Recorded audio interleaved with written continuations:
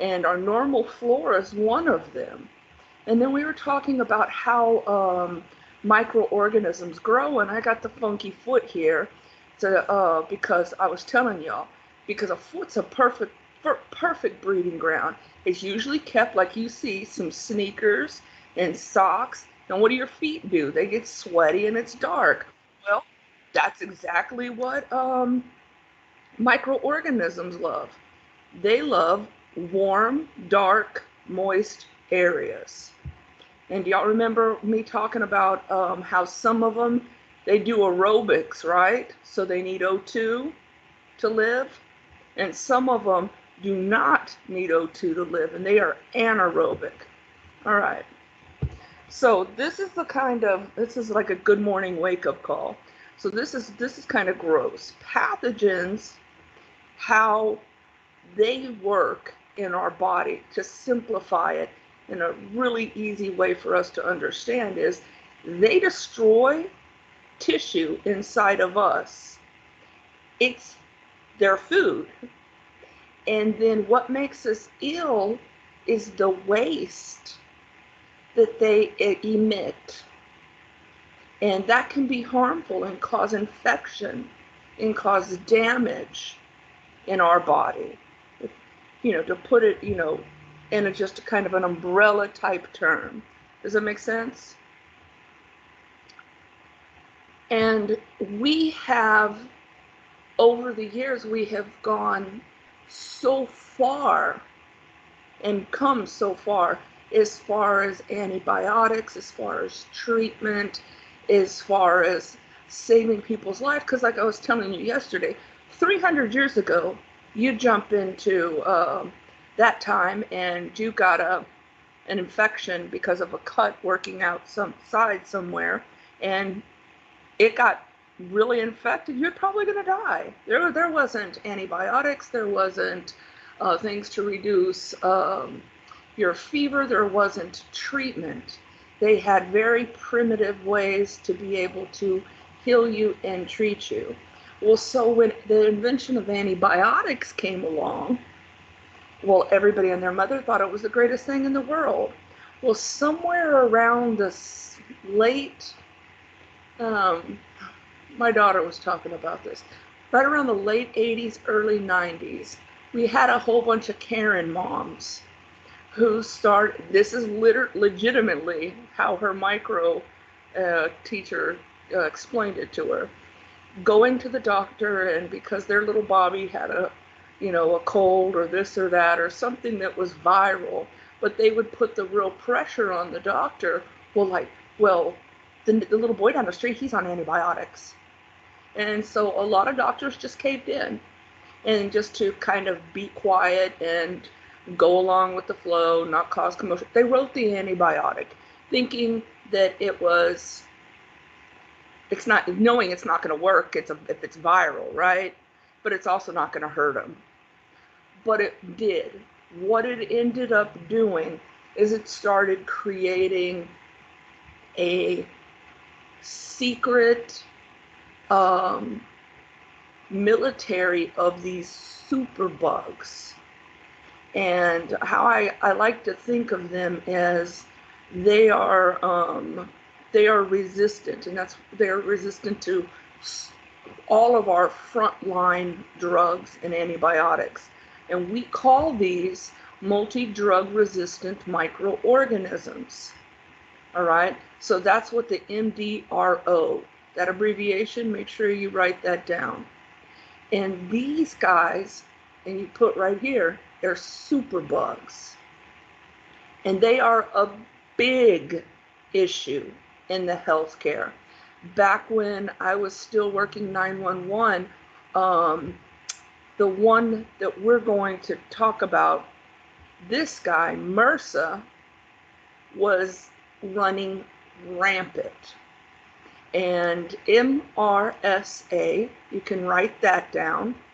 I do not expect you to know that it stands for meth-resistant Staphylococcus aureus. Now, when you go and if you decided to go and take microbiology, you're going to know that, and you're going to know all about the staph, and you're going to know all about the the different genuses and stuff like that. But right now, just know MRSA, and you can put equals bad superbug. Okay, this guy right here is highly resistant to antibiotics. And like I said, when I was working, we would pick up so many patients that they, the nursing homes and stuff like that had tried, and they had gone into septic shock. The antibiotics weren't working, and they call 911 to take them to the ER. Well, there's not much the ER could do by then, neither. Most MRSA cases, and this is something you need to think about when you are working with a diabetic patient, when you're working with a immunocompromised patient, when you're working with anyone who has a tendency to get reoccurring infections. Simple things like a boil or acne can lead to a staph infection. So, everybody loves watching the videos, with people popping the big boils and stuff like that, and all of the goo and everything that comes out. But that, a lot of times, what that goo is, a large amount of pus and, staph infection, because we know that staph likes to live on our skin. And the problem with this is it being a superbug. When we go to treat it, it's already built up resistant and has layers of protection that prevent those antibiotics that we would usually treat an infection like this with. And so this part right here, I want you to write down, okay? This term is called sepsemia. And it's my granny, old-fashioned term. She called it blood poisoning. And blood poisoning is actually when the infection has taken over your entire circulatory system. It has invaded the whole body, and they become septic. All right? So please make sure you write this term down. Sepsemia/septic, and then it equals the old-fashioned term blood poisoning. Okay? What are the signs? This is what I want you to put stars, brackets, highlight, some little neon colors around it. Signs and symptoms of anything that is severely infected are all going to be usually the same signs, the same symptoms. They're going to be red. That's number one. Warm, hot to the touch. Swollen, because that inflammation response we're going to learn about. Tender, it's going to hurt. And even sometimes pussy. So I want you to write that down and highlight that. Signs and symptoms, and you should know by now this is what this means, are red, warm, swelling, and tenderness. Okay? And when you see some, buddy come in and they've got an infection and it's all red and it's swollen and it looks bad and it's kind of pussy looking, you're like, it hurts. Those are automatically signs and telling you that their body is trying, its natural immunity and defenses is trying to fight it off, but it's having a little trouble. So the first, I like to think, I told you yesterday that our skin is our greatest defense against outside. It's like our shield. It protects us, and like, in all of the, the Star Trek and everything, they put up the protection around their ship and their force field. Well, it is our force field. And when kept intact, it does a wonderful job. But when it is injured and it gets infected, it's one of also our first places that start telling us something's wrong, something's not going right. Not just with like sepsemia or, some type of infection. And it also, when somebody has, say, leukemia, one of the signs is petechiae. So it's little bursting of blood underneath the skin, little tiny dots. And that's our skin saying, hey, something's not right. Hives during an allergic reaction. The skin's going, hello, something's wrong. So our skin is a great indicator and lets us know, like I said, everything works together. And so this is just another way of our skin telling us this is not something inside. And it may not be something visible. Sometimes these infections are right under the skin. Sometimes these infections are in deep in the tissue.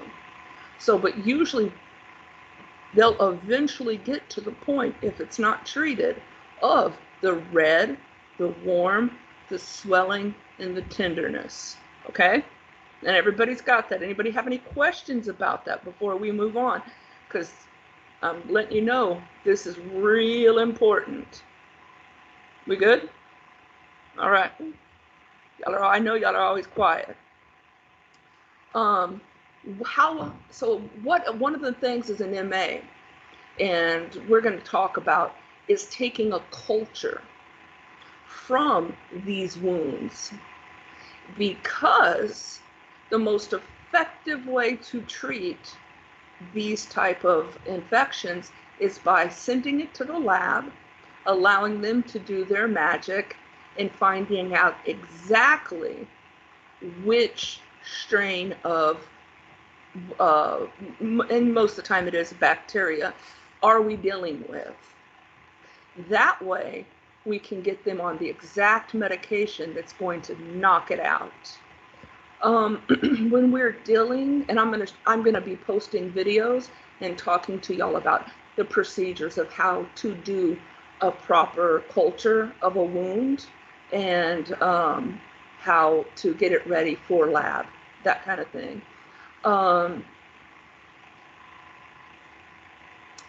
Let's see, good hygiene. Good hygiene is key to, obviously we're seeing that now with everything going on.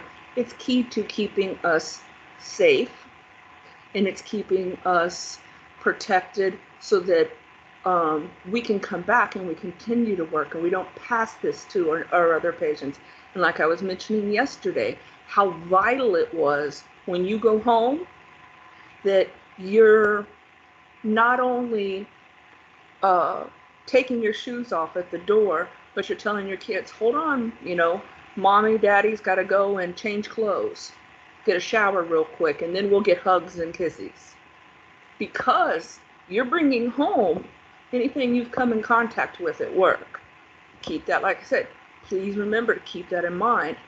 A lot of times we'll keep these kind of wounds covered, and during a certain stage, we'll talk a little bit more about that, because certain stages of healing require it to be covered, while other stages, as it continues, you'll want it to what we call breathe.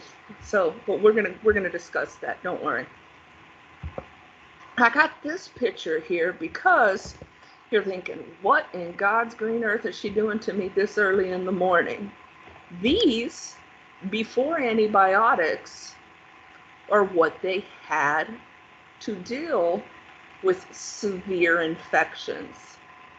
And you're like, okay. But actually, this is called leaching. And leaching is still used.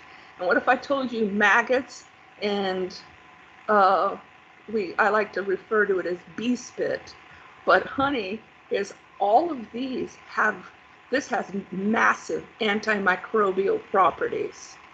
And it is used in wound healing. When all of our traditional medications don't work, guess what they start doing? They go back to the old school. My mom, when she was in the hospital, she developed a decubitus, and the medications and stuff like that, they didn't work very well, and they actually told me, hey, we can do maggot therapy. And they thought I was going to be like, oh, and I was like, okay, so these are lab grown, and of course that's what they are. They're not just some maggots they pull off the trash somewhere. These are grown in the lab, just like the leeches and stuff. And they bring them in, and what they do is they count each one of them, they place them in the wound, and these maggots do an amazing job of getting rid of and cleaning out the infected area and the necrotic area, the area that's dead, and getting rid of a lot of the infection. And then once they're done, they go and they count them back and make sure they take them all out. Their little maggots did their wonderful job in life, and they are now incinerated in biohazard waste, which we're going to talk about later too.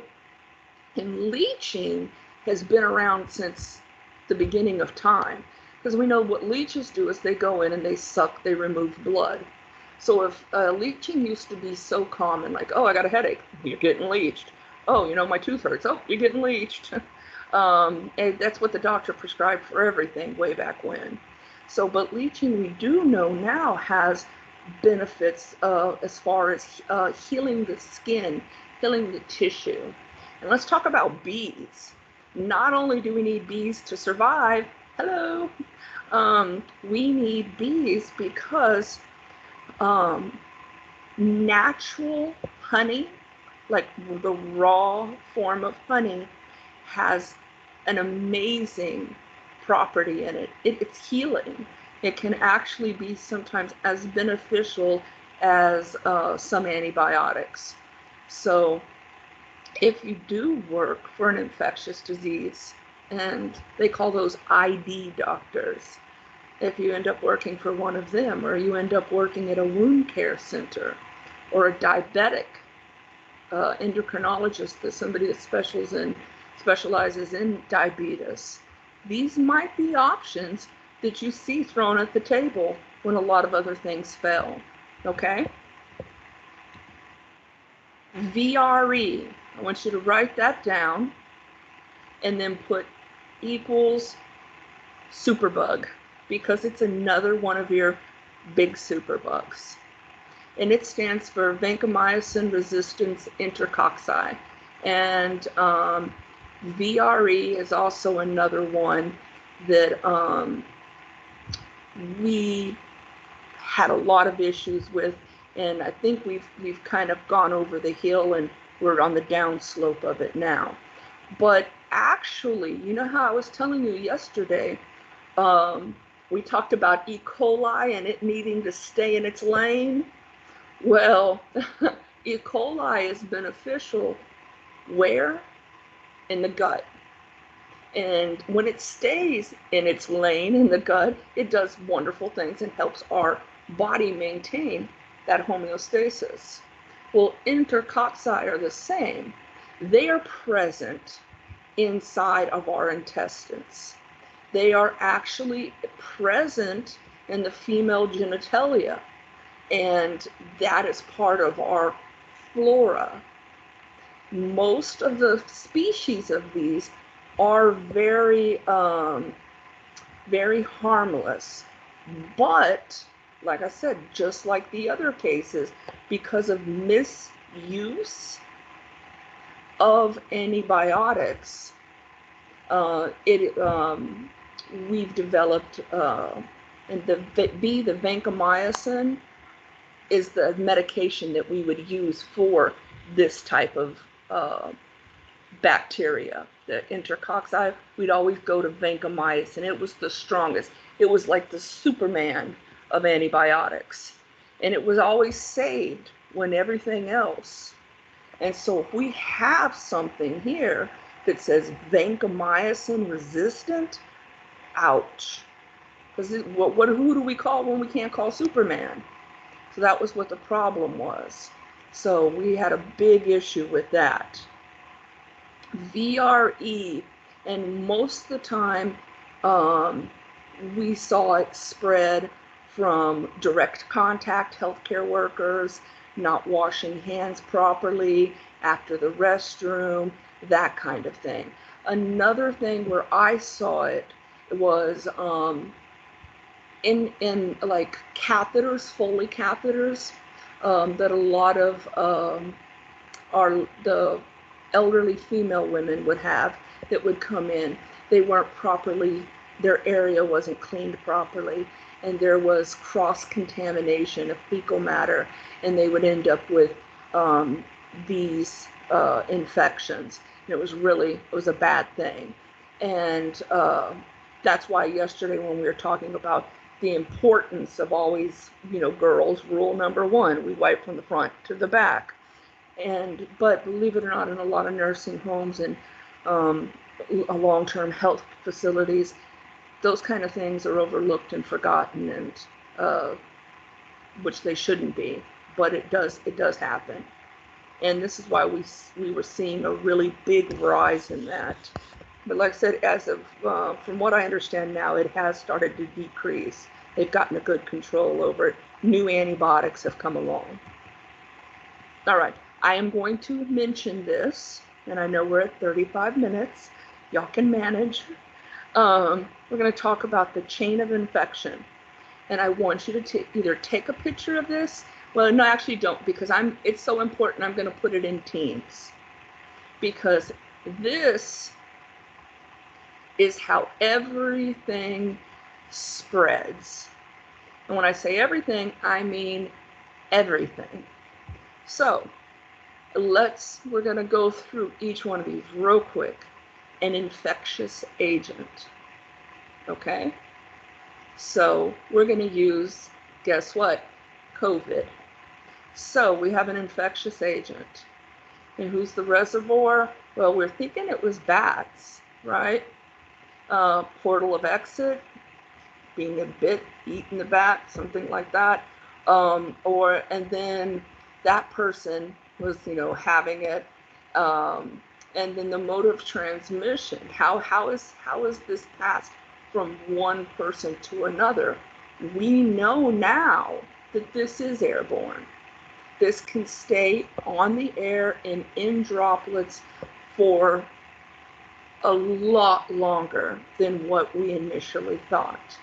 And so sneezing, coughing, singing, yelling, anything like that spreads droplets. And we've all seen the videos of how far those can spread. And so that's how it's spread. All right? So the portal of entry. Well, the portal of entry could be your eyes. The portal of entry could be your nose, your mouth, something you've eaten that was sneezed on. And I know everybody's back to eating fast food. I would tell you to be very cautious with that. Susceptible host. So this is how it enters your body, right? Susceptible host. Who's a susceptible host? I am. And these are the ones that we are, these are our patients. And it's not like this COVID is intelligent and can, go and pick out, oh, that person's immunocompromised. It's just what it is usually these are the patients that we see who do not survive. And we now know with COVID, the major things is obesity, having type 2 or type 1 diabetes, having an autoimmune disease. All of these things make us or any other underlying medical conditions that are serious, make us susceptible. And why do you think, and me and my brother-in-law, he's the doctor, We were talking, and he said, because I was talking about my obesity being an issue as well, you know, how I'm trying to drop some pounds because they're saying that the vaccines that they're making may not be effective for people who are really obese because of the issue. It's an endocrinologic metabolic. I won't bore you with it, but they're thinking it may not be effective for those people. But he was like, why do you think America's doing so poorly? Well, without getting political, one of the other reasons is we've got so many obese people in the United States. And one of the things that they're starting to see when they're able to slowly start looking at graphs and tracking this is a trend that a lot of the people who have not survived have been, not all of them, but have been overweight or fit into the obese category or had underlying medical conditions. And is that saying that every single person that has died from COVID has those? No. There have been some perfectly healthy marathon running, you know, nothing but vegan diet type of people who just get it and they're gone, because that's just how a virus, this virus works. There's still so much we just don't know about it.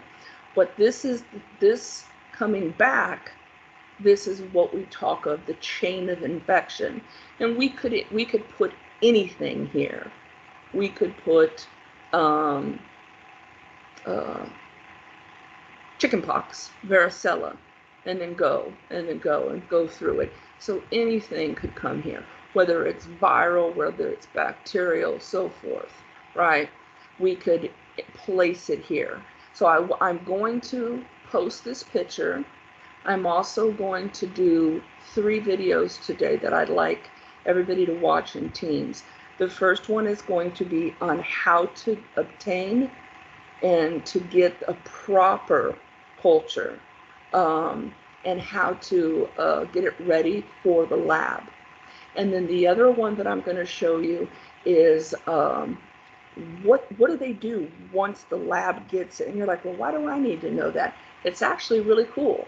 Take a few minutes, watch it. It's a short video, and it shows you when they receive why it's so important as your job as an MA when you're collecting cultures and getting specimens, that you do it exactly how it's supposed to be done.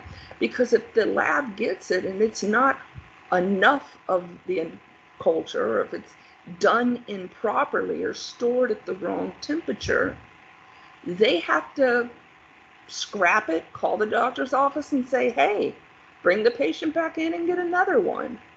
And you don't want that. You don't want that patient to have to go through that. And you don't want that to be on your shoulders that I did it wrong. Now, does that happen even though you did everything right? Yeah, but normally though, it's because we forgot something. We did something, or we didn't get a good enough sample. So we want to prevent that from happening. So watch these videos that I post, and then I have an assignment that I'm going to be putting up for y'all. And I have, because y'all are my super class, yes, I'm bragging on y'all. Very, very few of y'all do I have to hound you about your Survey Monkey. So, but if you haven't done it just yet, please make sure you get on that, get that turned in. Remember, screenshot me the answer, screenshot me the done page, and get that over to me. And then one last thing. I know last night I think I got everybody squared away with the labs. If you were doing virtual labs, you were to email me your name, your email address, and your student ID, and saying that I want to do virtual online lab. And if you want to do on campus lab, you were clicking that sign up genius and signing up. If you have not done that, I expect it to be done no later than 12 o'clock, okay?